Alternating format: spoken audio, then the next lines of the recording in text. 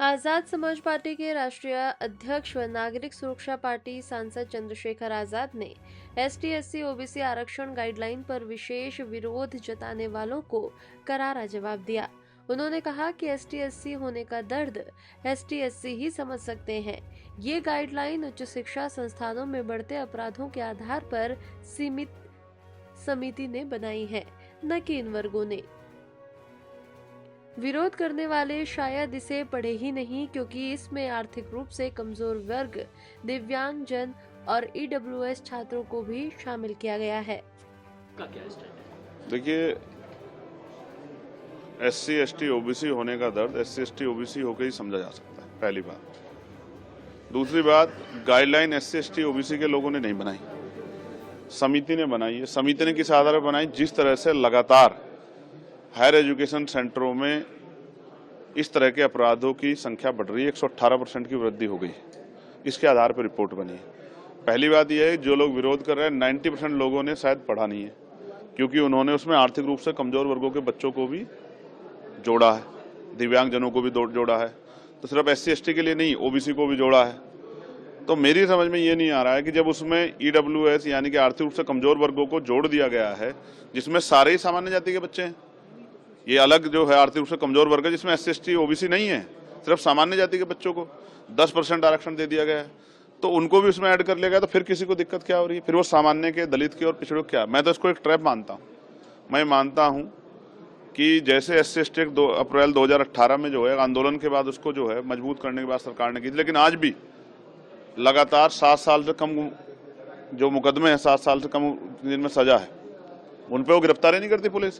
तो इम्प्लीमेंटेशन सबसे इंपॉर्टेंट होता है, तो सरकार इम्प्लीमेंट तो करा नहीं पा रही। मैं आपको उदाहरण बताता हूँ, बच्चों की बात कर रहे हैं, प्रोफेसर, असिस्टेंट प्रोफेसर, एसोसिएट प्रोफेसरों के हाल पूछे आप जाके यूनिवर्सिटियों में।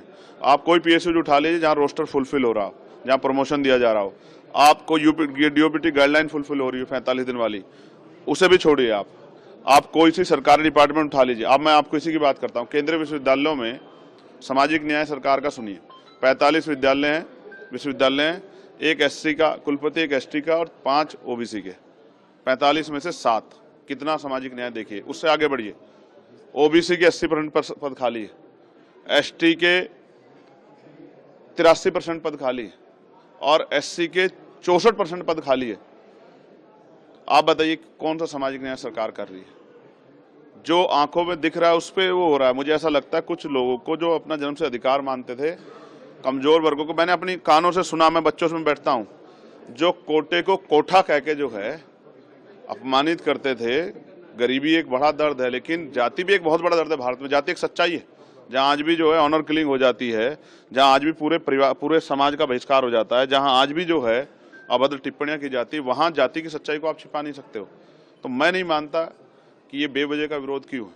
और ये अच्छा हुआ कुछ सामान्य जाति के अधिकारियों ने इस्तीफे दिए, मैं उनको बधाई देता हूं कि चाहे वो जानते हुए भी या ना जानते हुए अपने समाज के साथ खड़ा होकर सरकार पर दबाव बनाना चाहते हैं। लेकिन एससी एसटी ओबीसी के नेताओं में तो इतनी हिम्मत भी नहीं है, वो तो मरे हुए हैं, वो तो अपने समाज के हितों के लिए बोल भी नहीं सकते। इतना जुल्म हो रहा है, इतने जो है सरकार सिस्टम खत्म करके आरक्षण खत्म किया, वो तो एक बोल भी नहीं पा रहे। आज इस वजह से एक दर्पण बन गया है कि एससी एसटी ओबीसी के लोग, इनके बुद्धिजीवी, इनके अधिकारी कर्मचारी, इनके जो है समाज के जिम्मेदार लोग देखें कि इनके हित में कौन खड़ा है, उनके विरोध में कौन खड़ा है, कौन इनके खिलाफ जो एजेंडा चला रहा है, कौन इनके खिलाफ जो आंदोलन कर रहा है। ऐसा ही मंडल कमीशन में हुआ था, जब पिछड़े वर्ग के लिए मंडल कमीशन आया तब भी ऐसा ही हुआ था, और आज भी ऐसा ही हो रहा है।